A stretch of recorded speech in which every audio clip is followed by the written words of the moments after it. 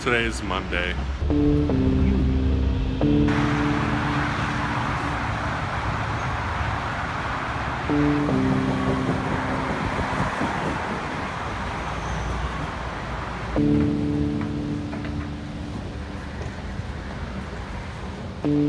I'm grateful to have a job.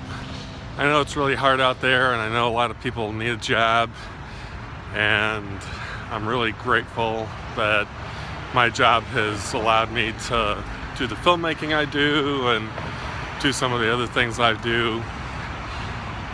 Today was a really rough Monday. Got called into a meeting this morning because there was some stuff that hadn't been done, and it's my fault. I have some things that I didn't update, and I should have updated it, and I've just got this pit in my stomach, like I'm gonna get reprimanded in a couple of days again, and that I'm gonna be written up with HR and disciplinary measures and all that stuff. So just kind of feel like giving up today, and I know that I shouldn't. I know that I can figure this out. I know I can keep going. It's just that it just feels really hard right now. I wanna write and I wanna direct, and I just don't know when that's gonna take care of the stuff that I needed to take care of. And so for now, I'm just doing my best, and it's a pretty rough Monday.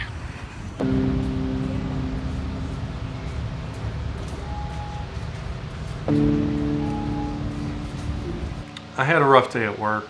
There were some things that I should have been doing that I didn't take care of, and so I'm basically in trouble, and I've got to get stuff organized in the next couple of days. And today just hit me like a punch in the gut. It's just one of those things. I'm grateful that I have a job. I'm grateful that I'm employed.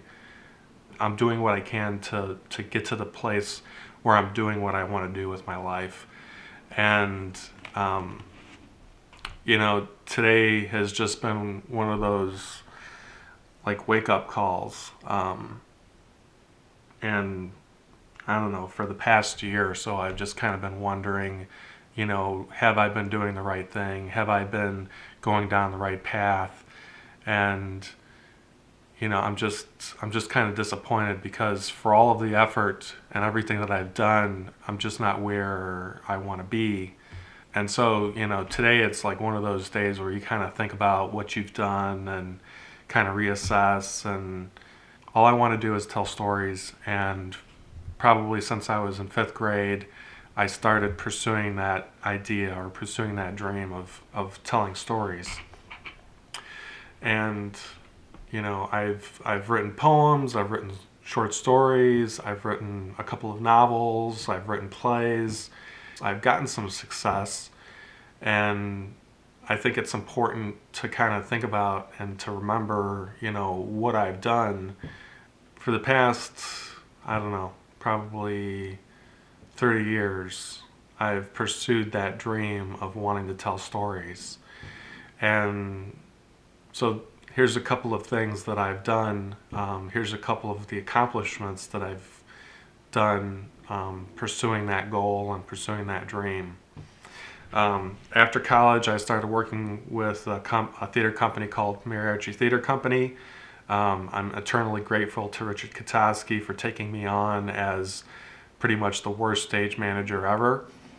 And working with Mariachi, he gave me the opportunity to direct a night of short plays. So I directed a group of 3 plays called A Difficult Hour by Per Lagerkvist, and he's a Nobel laureate, and it was just a fantastic experience. Like on off nights, Mondays and Tuesdays, we basically had run of the theater, and there was this one play in this group of 3 plays that was about the afterlife. And so I had actors go throughout all of the theater, and they would have lines of dialogue, and there would be sounds.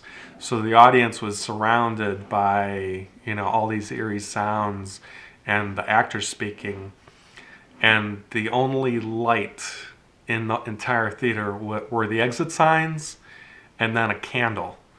So the whole play was basically lit by this one candle, and it was just a great experience. And that was the first time that I was actually able to scare audience members with anything. So that was really awesome.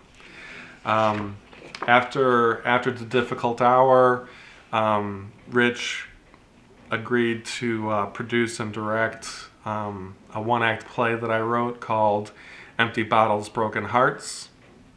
And that was another, I think we did it as an off night.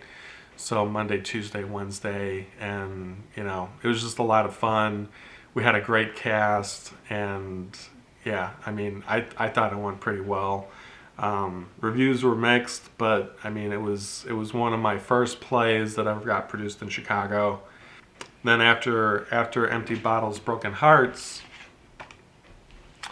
I had my first full-length play produced, and this play was called Close Your Eyes. It was set in a small fictional town in the 1950s, and Kate Harris produced it, and Kenneth Lee directed it. And again, we just had a great cast. These actors were basically performing for the love of theater, and it was just a really fun play. It was a 1950s kind of high school / David Lynchian drama, pretty much my ode to David Lynch. And we just had a lot of fun producing it, and the reviews again were mixed. I had a couple of really bad reviews, and some of my colleagues in the theater didn't like it. That being said, by the end of the run of Close Your Eyes, we were having sold out full houses. So we had a full house opening night, we had a full house closing weekend, and like with theater and with this level of theater, that's definitely shows that there's some success there, and I'm really happy with that. And then after the theater, I started writing screenplays, and I've been sending my screenplays out for a long while, and one of my screenplays, As Fatal as Death, made it to the quarterfinals at a couple of pretty well-known festivals, and it also made it to the finals at Shriekfest. I'm really grateful to Denise Gossert for accepting the screenplay, and I'm really glad that it made it to the finals, because Denise, she does a lot of stuff to basically get the word out for the finalists that or for screenwriters that make it to the finals at our festival. I haven't gotten where I want to be with being a storyteller. I'm still fighting. I'm still pushing towards getting to that. This vlog is actually part of that. Getting in the habit of filming something every day, editing it, and posting it. Again, I'm really grateful to the people that are watching this vlog. It's always great to see that people are actually tuning in every so often. One thing about the creative life, and one thing if you're ambitious and you want to make it as a creative, you've always got to put in the time. If you've got school or if you've got work, you need to put in at least 45 minutes a day towards your goals. You need to know what you want to do. You need to know what your bliss is, what makes you happy. And if you're chasing after what makes you happy, you're going to see results. You're going to see plays produced, you're going to see novels finished, you're going to see films produced. It's just a matter of hacking away and, keep on pushing. If you are too ambitious, You will never be satisfied with your level of success, so work harder. So yeah, with Bridgeport Film Club, I've been really happy. We've got a bunch of short films posted. You can check them out at vimeo.com/Bridgeport Film Club. I've got a couple of things that I'm wrapping up post-production on, and we've got a really big short film that we've got that's been filmed, and we're just kind of going through the process of post-production, and it's just taking longer than I had hoped, but that's one of those things that happens with film.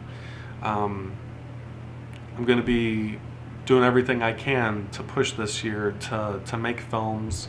I've got a couple things I'm hoping to do this month and next, and yeah, that's just going to be the driving force for 2016, is filming stuff, working with improv actors, working with actors.